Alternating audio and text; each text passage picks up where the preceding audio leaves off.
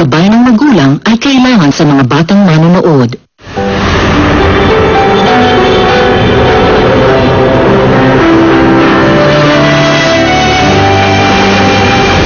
Hanggang ngayon, hindi ko pa alam kung nasan si Isagani. Siguro talagang nanliligaw yun. Naku, Maring Lumeng, nakita daw na kasama ni Buknoy sa Villa Quintana. Alam mo, Jason, imbis na sumisip-sip ka sa akin, umaya ka kay Lynette, pumunta ka doon, tumulong ka. Narito ba si Isagani? Wala ho dito si Isagani. Ako lang po nagtatrabaho dito. Alam mo kanina, ang talim ng tingin niya sa akin. Parang may kasalanan ako sa kanya. Nakita ko yung anak ni Robert. Halata mong maganda ang buhay. Mabasa ka ng kinamunot na yun ng meron. Si Isagani na kahit minsan ay nabigay. Wala akong kwenta asawa. Nung pinakasalan ko si Lumeng, nangako ako sa kanya. Napaliligayahin ko siya. Hindi pabili sa kanya yung pangako ko sa kanya. Si Isagani, siya yung crush na sinasabi ko sa'yo. Pwede mo ba siyang kausapin para sa akin? Kausapin para ano? Para lumabas kami. Susundin mo yung request niya sa'yo. Na kahit obvious naman, hindi si type ni Isagani. Kasi, ikaw ang gusto niya. Saan ka galing kanina? Nangiligaw ka ba? Hindi ho. Nay, di ba nga pinagbawalan niyo na nga ako? Ba't sabi ng nanay, bihis na bihis ka doon nung umalis? Oh, kaya naman to, pati ako dinama eh. Kasi ho yung kaibigan na tinulungan ko, Nay, maganda ho kasi manamit yun. Nahiya naman ako kung nakapuruntong lang ako. Bakit? Nahihiya ka ba na mahirap ka? Hindi po. Pero, gusto ko naman ho sana magmumukha akong maayos. Kahit minsan. Pasensya na ho talaga kung matagal ako. Mabawi ho ako bukas.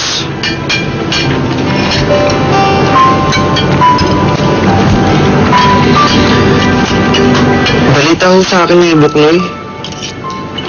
Hindi daw po siya papasok next year. Maghahanap daw siya ng trabaho.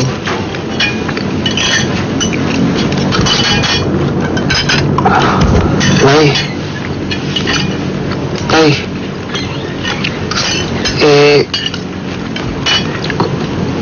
Kung tumigil po muna kaya ako ng pag-aaral. Maghahanap lang ako ng trabaho. Pansamantala lang para makatulong naman ako dito sa bahay. Gagaya ka sa amin ng tatay mo na walang natapos. Pero Nay, Okay nga kailangan gumapang ako sa pagbebenta ng alupak. Gagawin ko pagkatapos ka lang. Nag-graduate ka, magkakadiploma. Ikaw ang tatapos sa pangarap kong hindi natupad. Nagkakaintindihan ba tayo sa lahat?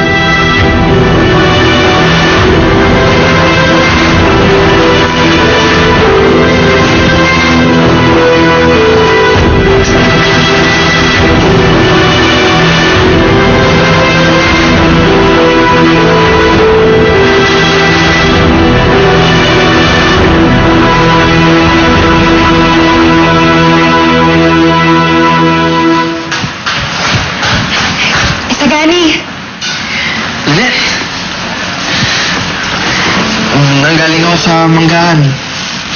Ikinuha na kita. Salamat. Nagawa mo na ba yung utos ng nanay mo? Oo naman. Kaya ngayon, pwede mo na akong alilain, ma'am.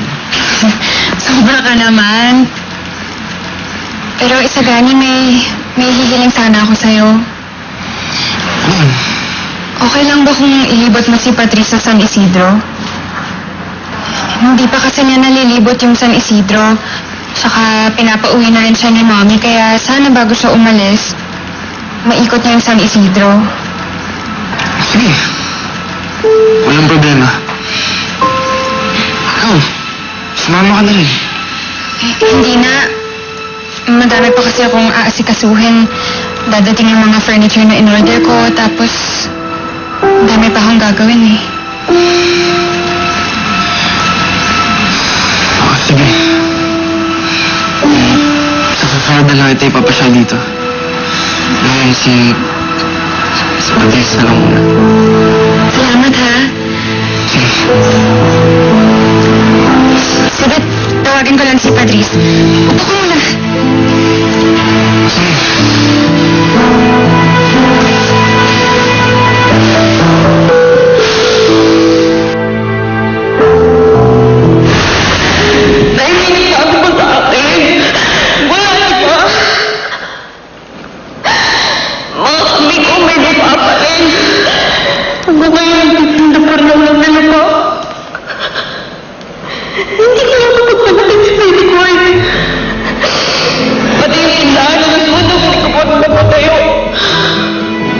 Kung tumigil po muna kaya ako ng pag-aaral, maghahanap lang ng trabaho. Kahit sa mga lang, para makatulong naman ako dito sa bahay. Felix, ano bang sumitanong sa akin? May kilala ka bang pwedeng pagsanla ng lupa? Sanla?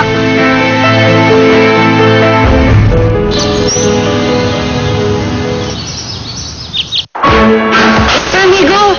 Dahil hindi na maikakaila ang kanilang closeness.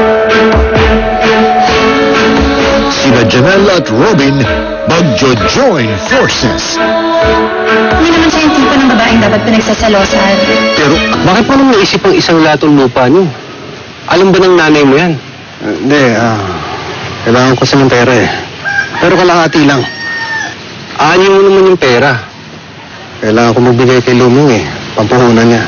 Tsaka magpapasok ka na eh. Kahit naman scholar si Isagani eh, marami pa rin gastos. Kailan mo naman kakailanganin yung pera? Kung meron ngayon.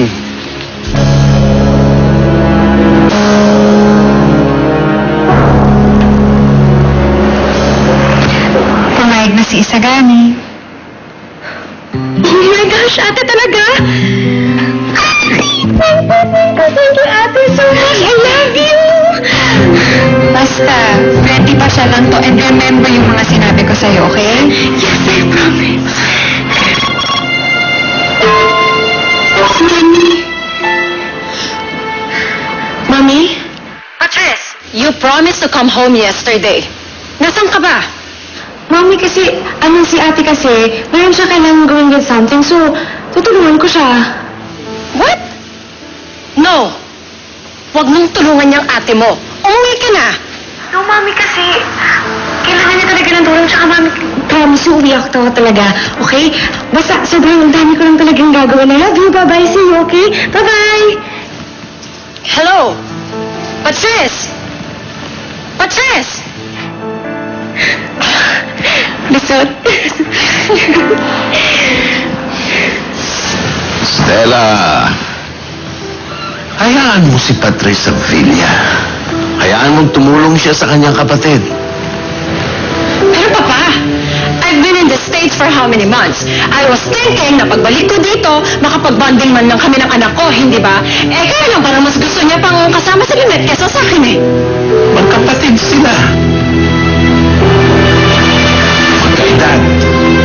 Let them enjoy each other sa Villa.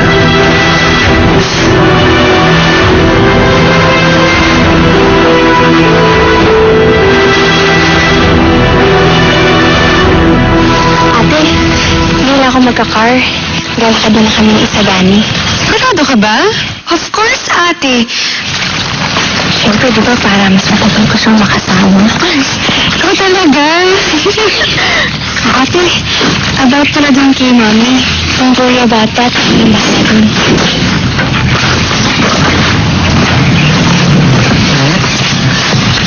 Wala ba talaga pwede sumama sa amin?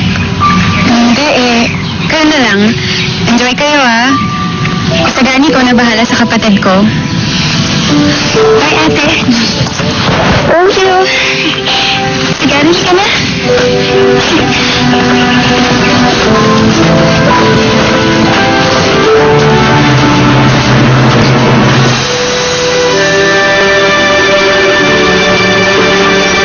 Kasi mabilis yung pagsasangla mo, Felix. Kaya ito lang ang nahanap ko. 150,000 para sa kalahating hektarya. Ano? Okay sa'yo? Maliit yung Fermin eh. Malaki yung lupa ako, may tanim pa. Pasensya na, pero hanggang doon lang talaga eh. Akala ko ba kailangan mo ng pera? Sige. Pero saan lalag to? Tutubusin ko. Sige, ganito na lang. 100,000 lang yung binigay ng pagsasanglaan mo. Okay lang ba na sa 1 linggo ko na ibigay yung 50,000? Oo, no problema. Akin mo na yung titulo para mapirmahan mo na ito at naibigay ko na yung pera mo matapos yung usapan natin.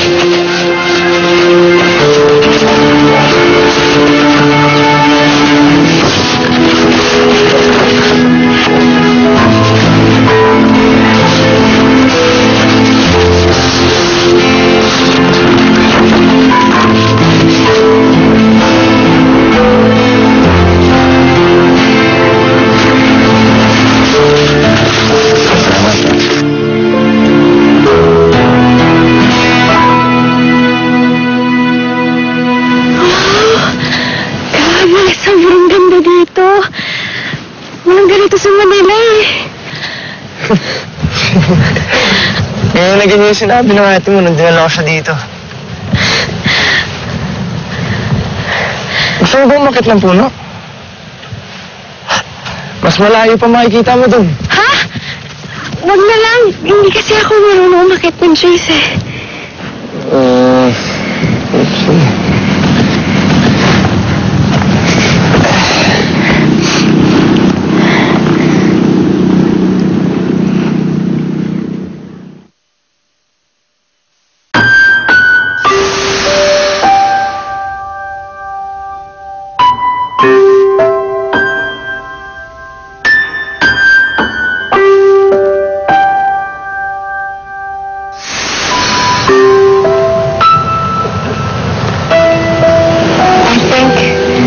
Sitting in my favorite place now. Talaga? Paboritong lugar din to ng ate mo eh.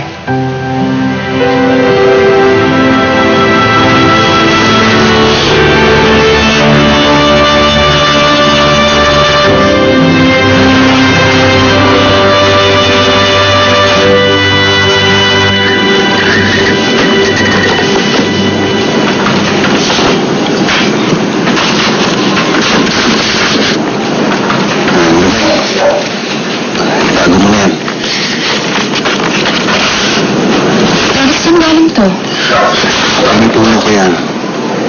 Pasensya ka na at ngayon ko lang binigay sa'yo. Para sa pag-aaral ng sagani yan. Kasi malaking porsyento niyan para sa bago mong tindahan. Talaga, Felix? Oo.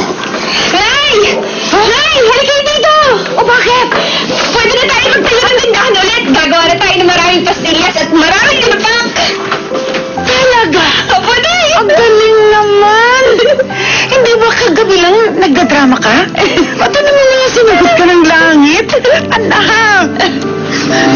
Saan mo nakuha yung pera, Lumen? Ipon po ni Felix, Nay. Nay, maghanap tayo ng bagong pwesto, ha? Sige. Upo na kayo, Nay. Magkape po kayo.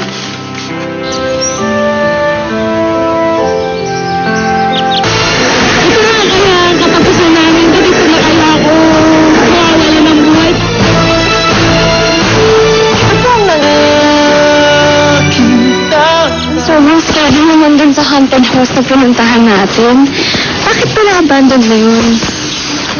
Alam mo, bata pa lang ako, wala na talaga nakatira dun eh.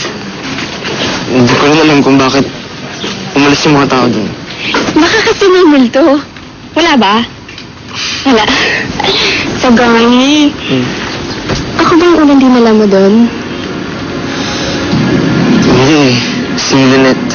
Talaga? Oo, nagkakatakutan kasi kami dun dati eh. Alam mo kasi akala ko matatakot yung ate mo. Eh, sa huli, ako yung tinakot niya. At saka doon din na naiwan yung stuffed toy niya nung bumalik yung sa Maynila. Tapos alam mo ba, bago siya bumalik dito, galing sa Maynila, bumalik kami nagkita. Sila? Si Gani, ano mo naman parang yung tayong pagkain. Tara, sila tayo.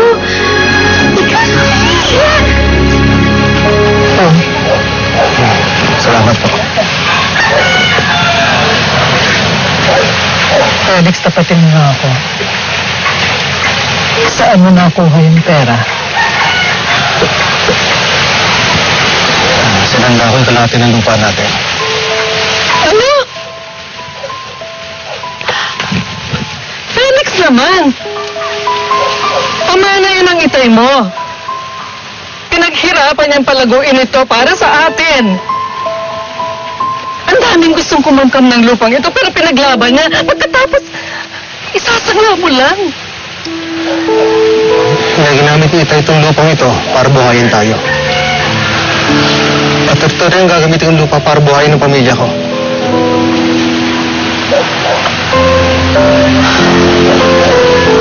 Dahil na naman kay Lunay. Nay, gusto ko lumigaw si Bungi. Nakita mo ba itsura niya kanina? Tuwan-tuwa siya. Bumiti siya.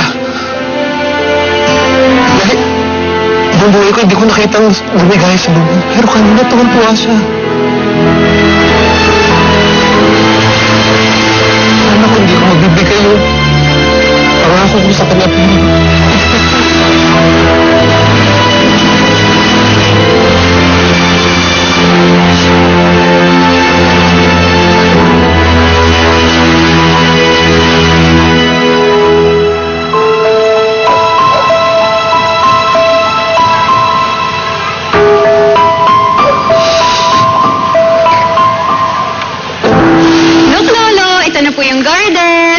Ang ganda, di ba? Gusto ko eventually magka-butterfly garden din dito. What do you think? And I put tables and chairs. Naglagay ako ng mga centerpiece. Hi, Lolo! Kaya super ganda na ng villa kasi napakagiling ni ate. Uy! Ate! Hi! Kamusta ang lakad niyo ni Isagani? So fun! Grabe, ate. Alam mo ba? Dinala niya ako sa Buron, saka sa haunted house. Talaga? Yes, ate. Alam mo, sobrang sarap yung kasama kasi palaging may kwento. Ate, grabe nakakapagod. Pero alam mo, sobrang saya ko talaga. Wait lang pala. Where's Eve? Nasa room. Okay, sige. I have to make her kwento pa. Oh my gosh! Wait lang, I forgot! Sorry, ate! Ano to? Bigay ni Isagani. Pilit tama mo daw kasi yan eh. Salamat. Maganda ba? Oo.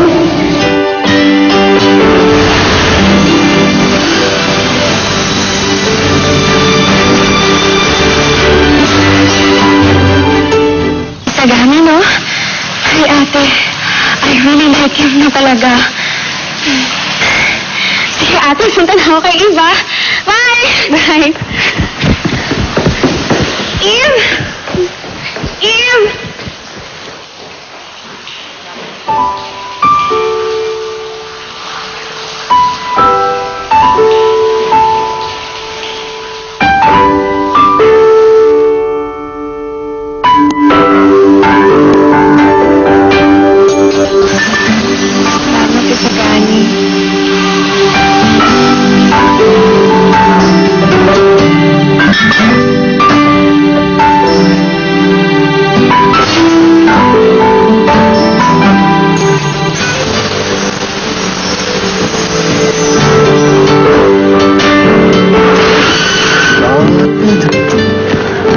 Tuwa ka pa talaga, no? Parang di ka napapagod.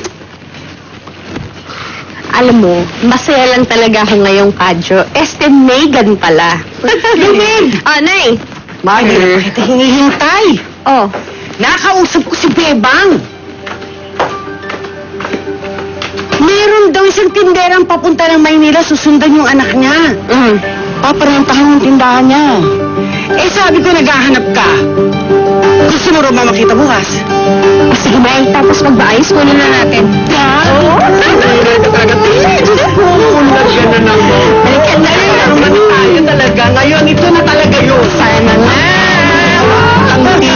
Malapit sa swerte. Wow! Actually.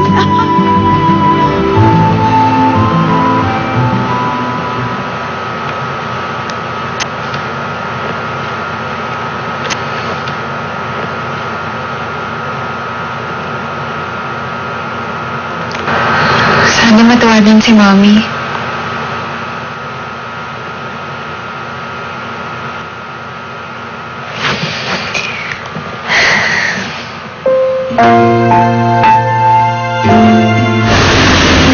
Saan nagmamigay si Daddy? Hindi ko alam kung bakit. Ako rin, lagi yung hate sa akin ng nanay ko. Talaga? Ba't kaya gano'n ang nanay natin? Hindi ko rin alam eh. Lynette? Galit ba sa akin ng nanay mo? Hindi. Hindi galit sa'yo.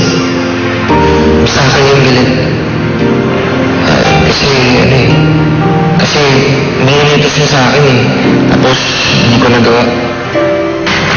Ang dami mo nang natulong sa akin. Ngayon yung nanay mo naman ang tulungan mo. Gawin mo na yung utos niya. Alam mo yung mga mami, hindi dapat nagagalit sa anak.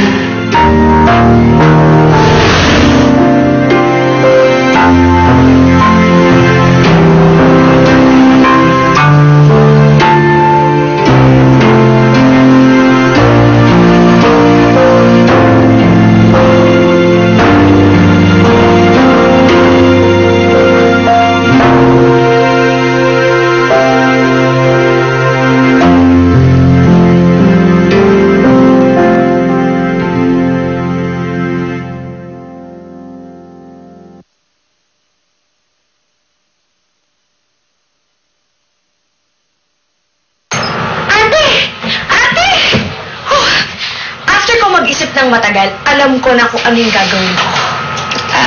Gagawin saan? Para magustuhan ako ni Isagani. Ha? Oo! Yayayain ko siyang lumabas uli. Tapos, papakita ko ng todo sa kanyang todo talaga. Patrice, hindi dapat ikaw ang gumagawa niyan. Kapag may gusto sa'yong lalaki, siya dapat ang naghahabol. Pero ate, mahira sa ganun si Isagani. Pronti kasi, kaya ako na mag-initiate para mabilis. Patrice! Ate, don't worry. Ano ka pa? Hindi ko mo siya gagawin boyfriend eh. I mean, hindi sa ngayon. Pero kailangan maging crush niya ako para pagbalik ko dito, niligawan na lang niya ako, di ba? Di ba? Am I right? Am I right? Ako sa'yo, ang tigas din ng ulo mo. You're right. You're right. I know, right? Ay, naku, ate, I can't wait. Basta, pagbalik ko dito, magpapaligaw ako sa kanya, tapos, date kami. Tapos parati kami magkasama everyday. Tapos, dinner, lunch, sabay kami. Tapos afternoon, pagpakilala ko na siya kay Lolo. Diba kay Mommy, kay Daddy. Tapos, sabihin mo na ang bait-bait ni Sagani. Sobrang Kapapagawa ko lang ng kisame nito. Patili niya ng kuryente para iwasunog. Pararentahan ko na lang sa inyo ng 8,000. Mura na yun. Kasi marami akong suki na laging pabalik-balik dito. Ano na? Kukunin mo na ba? Sige na, ikunin na natin para makapagsimula na po tayo. Salamat sa pagpasama kay Patrice, ha? Oo naman. Alam mo, parang kapatid ko na nga si Patrice eh. Nag-enjoy na naman ako eh. Wala kasi akong kapatid eh. Ganun pala yung pakiramdam na babaeng kapatid. Nakakaaliw. Ang kulit kasi nun si Patrice, ang daming kwento, diba? Wala. Hindi ako tinantanan ng kwento niya. Oo nga. Nakuha mo ba yung bulaklak? Salamat. Ang ganda. Naalala ko pa nga dati eh. Nalagay pa nga dito eh. Oh, man. Naalala mo pa pala yun. Mr. Danny, you're here! Patrice! Mr. Danny! Pasyal tayo ulit. Pero kailangan pa kasi ng tulong ng ate mo eh. Hindi, sige. Umalis na kayo. Mr. Danny, punta tayo sa bayan. Di ba doon ka na lang galing dati? Hindi, kasi may papapadalitin kasi si ate. Oo, kailangan ko kasi ng bells. Gusto ko sana ng bells sa bawat kwarto. Yan.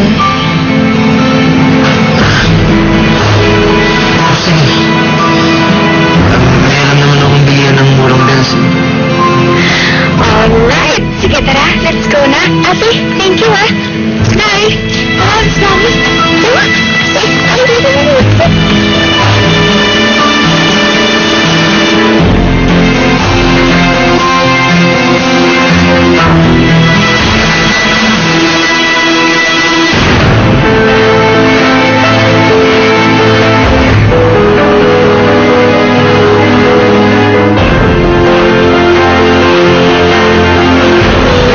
Gentleman mo naman.